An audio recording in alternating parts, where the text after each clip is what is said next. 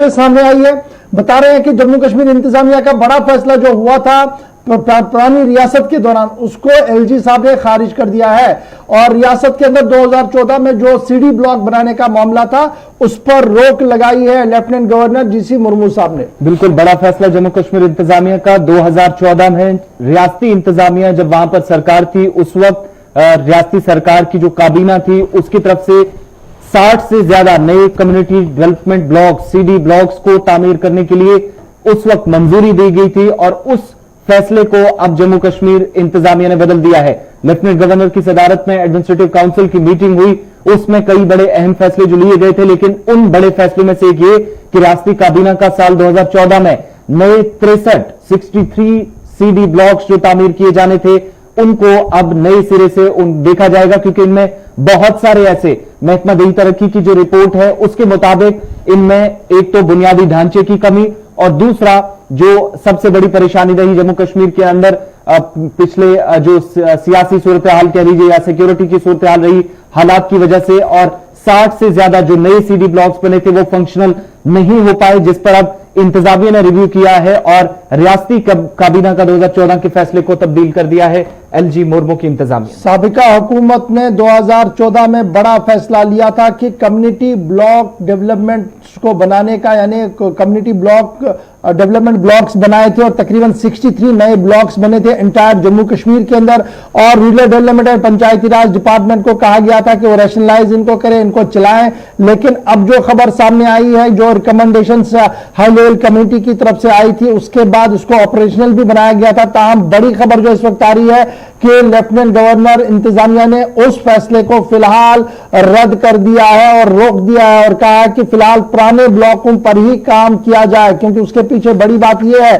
कि फिल वक्त 60 से ज्यादा ऐसे ब्लॉक थे जहां पर बीडीओज ही नहीं थे। अगर नए को मिलाया जाए, पुराने ब्लॉकों में भी बड़ी परेशानी इस वक्त यह है कि बीडीओज अवेलेबल नहीं है, मैन पावर अवेलेबल नहीं है, और सन 2014 में लिए गए फैसले को सन 2020 में कलअदम करार दिया गया है। बड़ा फैसला है और माना जा रहा कि यह फैसला उस वक्त लिया गया था जब ये सियासी उथल पुथल जम्मू कश्मीर के अंदर चल रही थी और सियासी फायदा लेने के लिए फैसले लिए जा रहे थे। तो यह मामला तब का था जब इस पर काफी ज्यादा सियासत हमने पूरे जम्मू कश्मीर के अंदर देखी थी, मुख्तलिफ सियासी जमातों की तरफ से भी अपना अपना बयान जो था वह दिया गया था। हमारे साथ दोनों मेहमान, दोनों रिपोर्टर्स श्रीनगर में ज्वाइन किए, कोशिश करेंगे कि जम्मू से भी हमारे नुमाइंदे वो ज्वाइन कर सके टेलीफोन पर।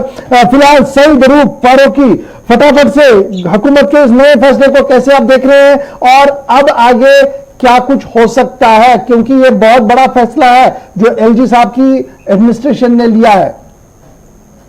देखिए गौर, ये लोगों की उस वक्त काफी डिमांड थी कि जब नेशनल कॉन्फ्रेंस और कांग्रेस की हुकूमत थी तब इसका अप्रूवल आया था, और फिर जब पीडीपी की हुकूमत आई तो उन्होंने इस प्रोसेस को कंप्लीट किया था। काफी डिमांड रही थी लोगों की, क्योंकि अगर हम ब्लॉक की बात करें, जहां पे ब्लॉक का ऑफिस रहता है तो जो उनके एरियाज होते हैं वहां पे शायद उनकी रसाई नहीं थी, जहां हम कह सकते हैं कि पूरी तरह काम नहीं हो रहा है। एक बड़ा एरिया जो है, बड़े एरिया तक दो तीन ऐसे गांव होते हैं जिनको एक ही ब्लॉक में रखा जाता है, तो उस वजह से सरकार ने उस वक्त फैसला किया था। और कई ऐसे ब्लॉक से जिन्होंने काम भी शुरू किया था, जहां आपने मेन पावर की बात की, देखिए उसमें सरकार का ही ये है रोल है कि वहां पे मेन पावर को क्यों नहीं भेजा गया, क्योंकि जो आपके बीडीओज है, एक बीडीओ को आप 3 जगह पे तैनात रखोगे तो जाहिर सी बात है कि जो काम है वो सफर होगा, और दूसरा कि इस पे तो शायद सवाल उठेंगे।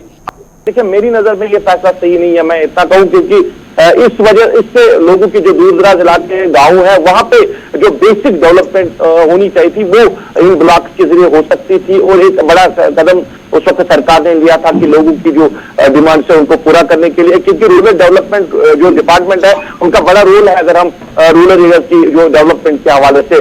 तो मेरी नजर में ये फैसला मुझे नहीं लग रहा कि सही है, इसको बारीक बीनी से देखने की जरूरत थी। अगर मेन पावर की कमी है तो मेन पावर को बढ़ाना चाहिए था, अगर फंड की कमी है तो उसके हवाले से भी कोई खास इकदाम उठाने की जरूरत थी, मगर इनको एबेंडन करना, इनको खत्म करना शायद लोगों के हक में ये फैसला नहीं है। सही तो जब इंफ्रास्ट्रक्चर नहीं 20 साल में डेवलप हो सका, मैन पावर नहीं डेवलप हो सका, तो कागजों में क्यों रखना था इसको? ये तो लाइबिलिटी बन रही थी फिर।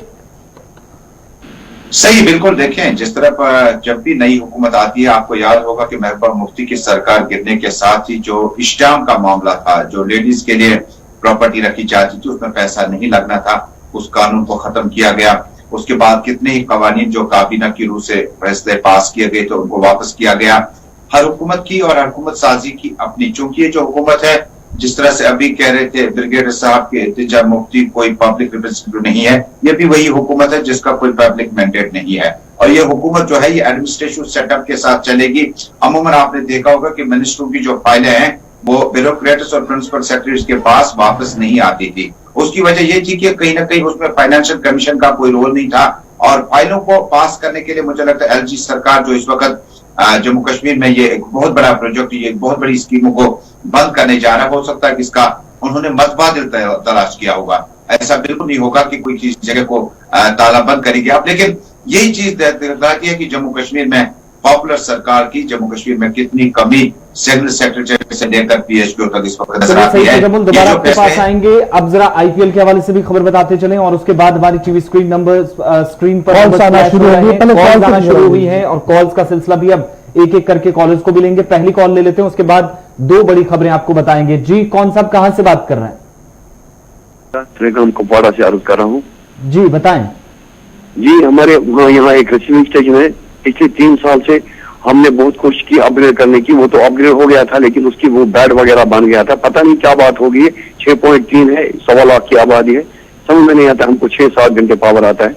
आज भी हमको बराबर कटेलमेंट है, गर्मियों में भी बराबर कटेल, सर्दियों में पावर का नाम ही नहीं होता है। चलिए, बहुत शुक्रिया। पीडीडी महकमे की तरफ पहली कॉल आई है जनाब। उम्मीद है कि पीडीडी महकमा जो है वो इस आवाज को सुनेगा, क्योंकि ये direct from the core of the heart होती है। इस उम्मीद के साथ कि इंतजामिया जो है इस पर हरकत में आएगी, और मुझे उम्मीद है कि डिस्ट्रिक्ट मजिस्ट्रेट कुपवाड़ा काफी जहीन है, वो इसकी और जरा तवज्जो भी देंगे। एक और कॉलर जी ज्वाइन करवाइएगा। जी, कौन साहब कहां से? हेलो जी, कौन साहब कहां से?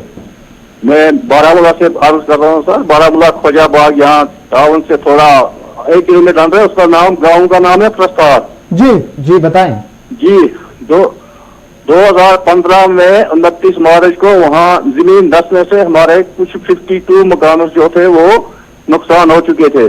जी, उसके बाद जो 32 मकान फुली डैमेज थे, उसमें बाकी जो थे वो पार्शली डैमेज थे। उस वक्त की हुकूमत से हमें ये जरा एक बार मुझे बताइएगा दोबारा, सन कौन सा था, किस साल में ये हुआ था?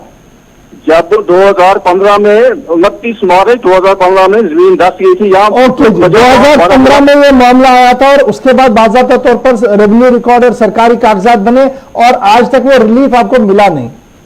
ये रिलीफ की बात नहीं सर, हमारे जो हमारे मकानों के नीचे जो लैंड थी ना, तो उसके बदले उन्होंने गवर्नमेंट ने हमें बोला था कि हम आपको दे देंगे, मतलब एक्सचेंज करके हमें घास चराई है गाँव में तो उसकी जमीन दे देंगे। लेकिन वो फाइल वाइल बनाई थी उस वक्त, डी साहब ने सेक्रेटरीट में भी भेजी थी। उसकी हमारी बदकिस्मती थी, कुछ हुकूमतें भी आती जाती रही, और उसके बाद फिर साल ये हो गया 5 अगस्त, उसके बाद ये हो गया अब कोरोना। चलिए, अब ये बताइएगा फाइल आपकी कहाँ पर है इस वक्त?